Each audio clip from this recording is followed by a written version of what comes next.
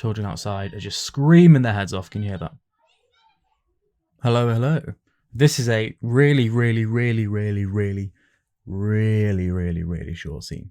This is probably the shortest scene in the entire thing, but it is a key scene actually. We learn kind of why certain things don't happen and why certain things aren't savable almost, and kind of why certain things happen. It's just kind of a context scene. That's the only reason it's there. So it starts with a guy called Friar John, who we've not met before, and he's shouting for someone. He's shouting for another priest, and Friar Lawrence comes in and says, "Oh, it's you. I'm welcome back from Mantua. How's Romeo? And if he's written it down, just give me the letter." So we're learning that Friar Lawrence has sent a letter to Romeo, and that this is the person that he tried to send the letter with. And we're going to see why that didn't quite get there and why Romeo didn't get the news.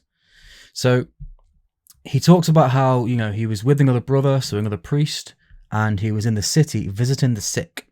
Okay. Now, if you know anything about the Elizabethan times, there was one sickness that, people were terrified of. And it's quite kind of relatable now in terms of COVID, but the bubonic plague was kind of the real scary idea going around in Elizabethan England. So we're probably starting to guess that something along those lines is what he's talking about. And he says that they went to visit a house where this person was suspected of having the plague, and therefore the city of Verona have said that they're not allowed outside the city in case they infect other people or infect other cities. They have to quarantine within the city, and they have to kind of basically stay in lockdown. Okay, so that kind of puts Friar Lawrence's plan at a bit of an issue, really, because Romeo's now not got the letter, and we've seen in the previous scene that means that Romeo believes that Juliet is dead. So he says, "Who bore my letter then to Romeo?" And he says, "I could not send it. Here it is again." So he's got the letter still, but no one will even let me send it. They wouldn't let me send it with anyone else in case, again, I've been holding it, and what if the plague is on there and it goes to Mantua and infects another city, and then they have a plague outbreak, etc., etc. Then we get this quote here, look, "unhappy fortune." So we've seen a lot of the idea of fortune and fate all the way through. And again, in the last kind of couple of videos, I've mentioned this a lot, where there is a pattern of this, pattern of fortune and fate being used all the way through. And we see Romeo say that he's fortune's fool. We've also seen the friar himself talk about fate, where I think he talked about these violent delights have violent ends. So it's, again, a lot of foreshadowing, a lot of fate, and the idea of that things are predetermined and things can't be changed because everything's decided by the gods and the stars. So unhappy fortune, that oxymoronic phrase there, asks Friar John to go and get him an iron crow, so a crowbar, and bring it straight to his cell. So we're starting to put two and two together, that Juliet's currently in a tomb. She doesn't know that Romeo doesn't know about the plan.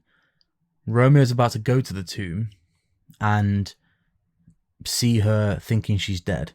So he asks for a crowbar, and we can probably guess what he's going to do. He's going to try and break into the Capulet tomb before Romeo gets there, so that he can warn Juliet and take her out and try and contact Romeo in a different way. Now, I think a crowbar as well could be symbolic. Again, probably going a bit too far here, but classic English teacher thing. We need to be able to, make these ideas possible and plausible. So a crowbar is a very physical, hands-on tool. Yeah, and think about how the friar, all the way through this play, has been very hands-on with his own fate. He's trying to control his own fate while kind of deciding others almost. He's made this plan, he doesn't want to be found out. He's made this plan, he doesn't want it to fail. Yeah, so he's very, very hands-on, and the crowbar is a very hands-on tool. He's not asking someone else to do it. He's going to get his own hands dirty, and he's going to get involved and try and fix it for Romeo and Juliet, but also for his plan. He says, "I must go to the monument alone, and we've got 3 hours until Juliet will wake." Okay, so we're seeing a very short time frame here. Again, the whole play happens within 4 days, from Sunday to Thursday. Okay, and he says that Romeo's got no idea of the accident, so he's reminding the audience almost. He refers to her as a living corpse. This oxymoron here, look, a living corpse.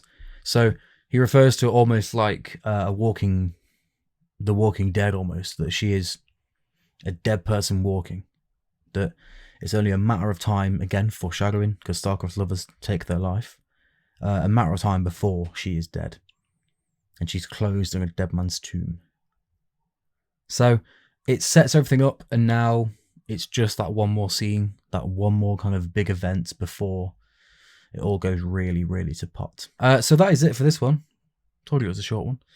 So any questions, let me know. And in the meantime, stay safe. Bye-bye.